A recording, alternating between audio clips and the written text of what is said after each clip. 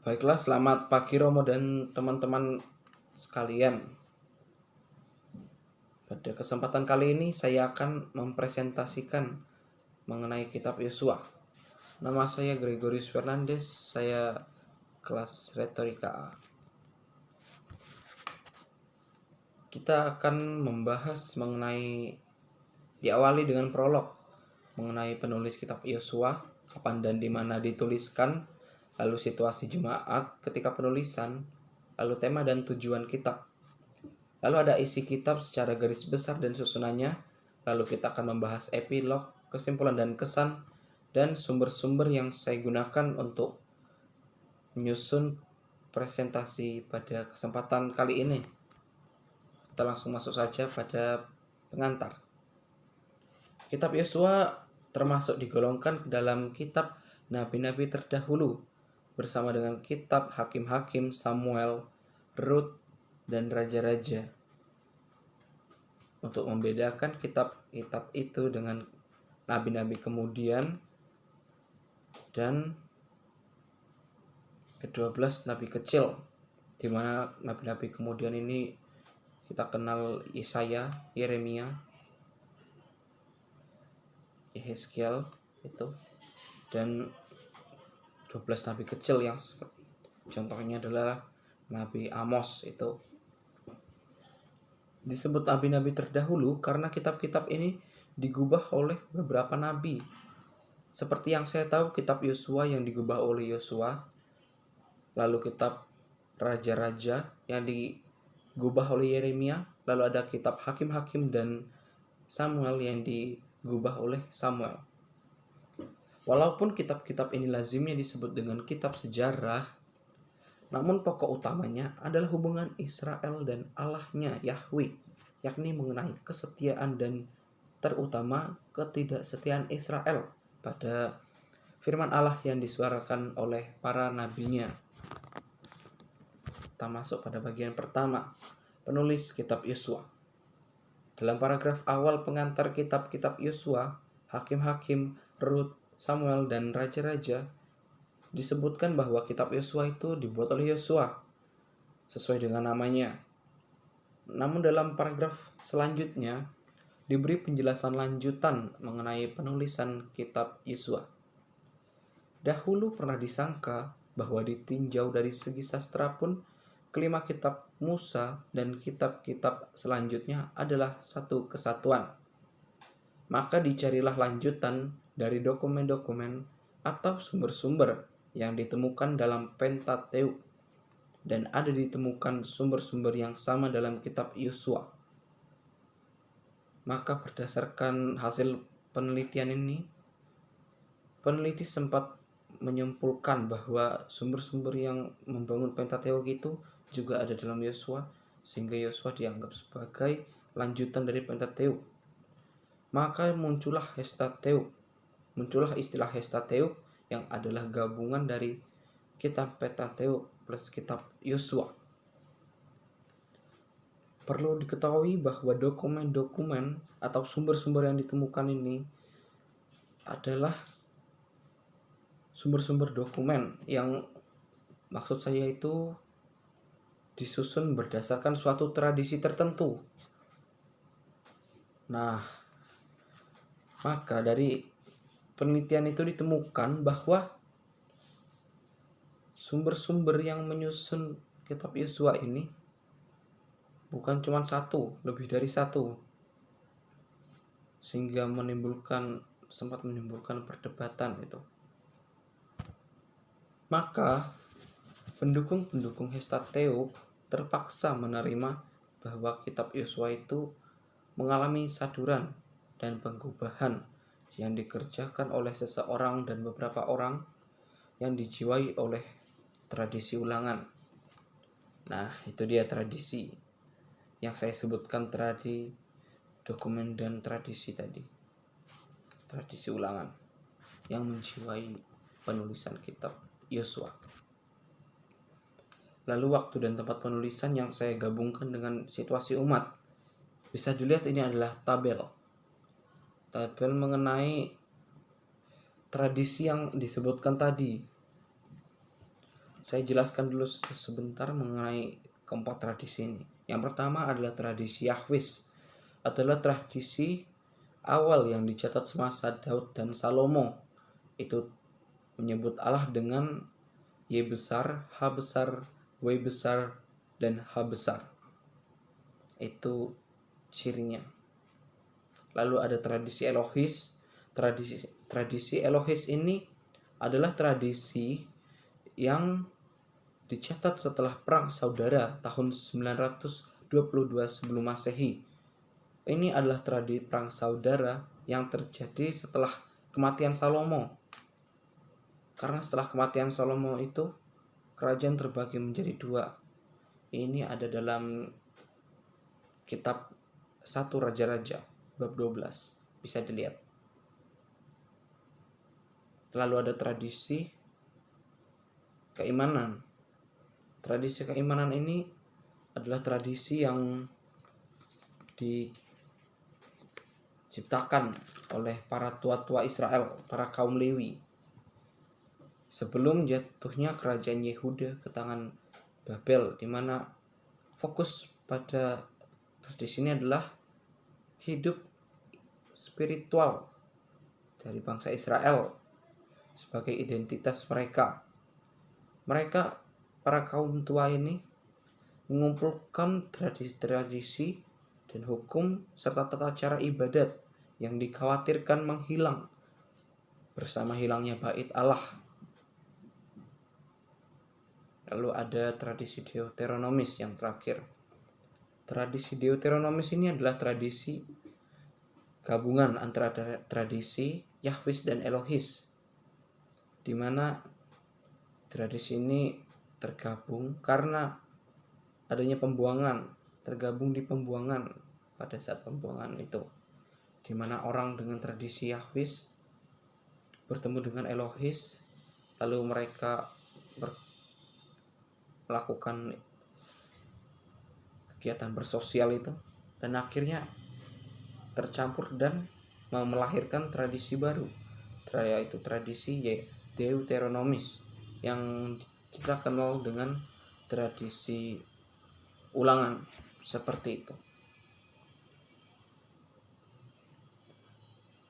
Saya berikan satu contoh atau dua mengenai tradisi ini. Disebutkan bahwa tradisi ulangan yang membentuk kitab Yosua, kita lihat. Ini dia. Bagian ini. Menyukai gambaran kemiliteran berisi banyak frase yang tetap. Ini bisa dilihat dalam kitab Yosua itu. Kitab Yosua itu benar-benar menekankan unsur kemiliteran, terutama pada saat perebutan tanah Kanaan itu kan. Selalu terjadi perang dan perang. Lalu ada tradisi untuk memurnikan diri agar tidak najis. Itu mengenai gambaran kemiliteran itu. Sebagai salah satu contohnya yang membuktikan bahwa tradisi Deuteronomis ini membangun kitab Yosua memang benar-benar ada. Lalu kita lihat selanjutnya. Kita lihat tabel. Ini adalah mengenai persebaran, mengenai penciptaan tradisi. Bisa dilihat ini. Ada tradisi Elohis yang terbentuk setelah Daud. Ini pada zaman perpecahan ini. Sebelum jatuhnya Samaria oleh Asyur pada tahun 732 Masehi. Lalu ada tradisi JE di atasnya, Yahwist dan Elohis ini. Saya tandai ini. Ini ditandai sebagai bertemunya kedua tradisi ini dalam pembuangan. Itu yang akhirnya menciptakan yang ini, Deuteronomis, sebagai gabungan dari tradisi Yahweh dan tradisi Elohis yang terbentuk pada masa pembuangan itu.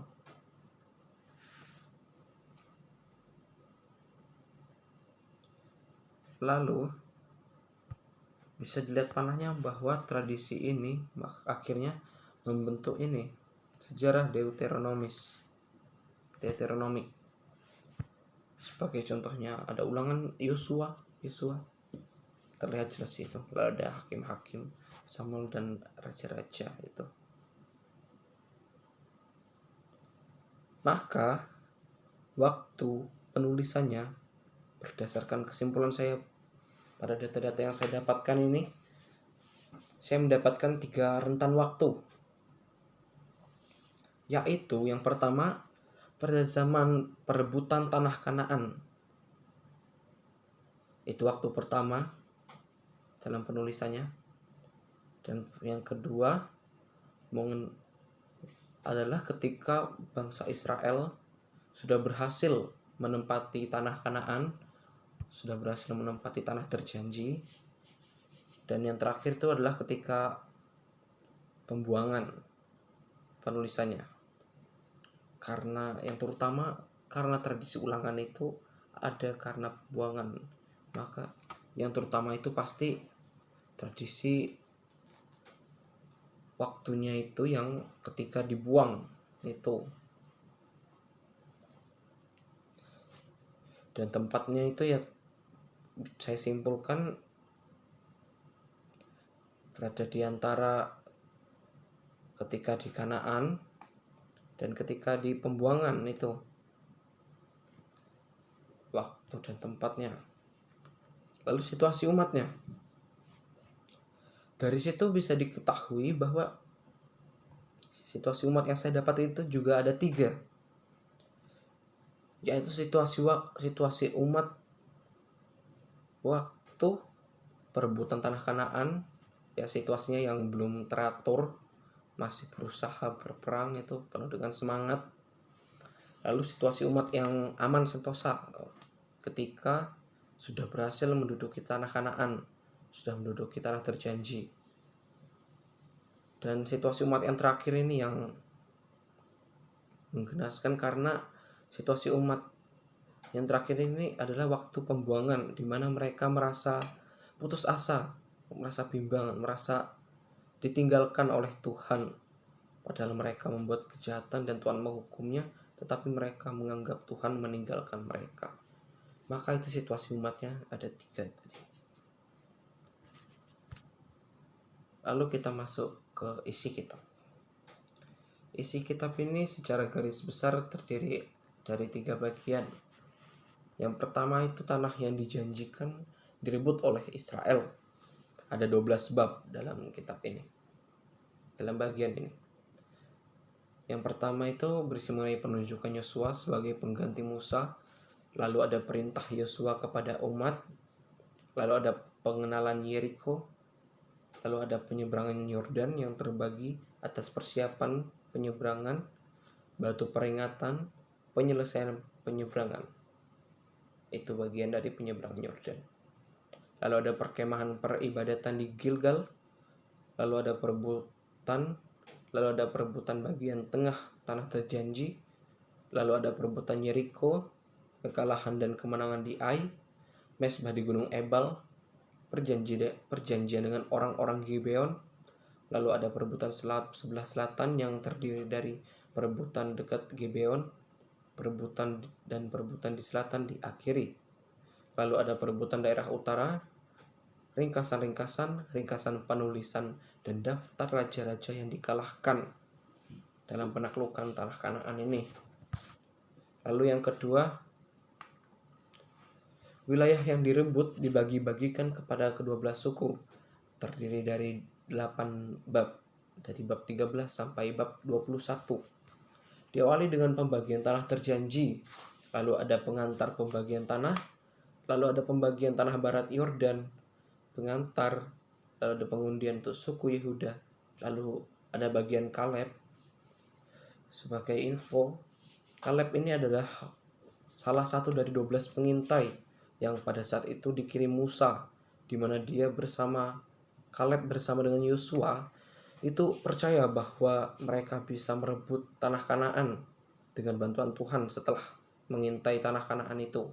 Sementara 10 pengintai lain tidak percaya, yang menyebabkan seluruh masyarakat Israel pada saat itu tidak percaya bahwa mereka bisa mengambil tanah Kanaan dari para rakyat Kanaan itu sendiri dengan bantuan Tuhan. Sehingga Tuhan menghukum mereka yang tidak percaya dengan berputar-putar di Jazirah Arab selama 40 tahun.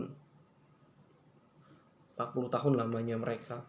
Sementara Kaleb dan Yosua hanya diberi 2 tahun untuk sampai kepada tanah terjanji Kanaan itu.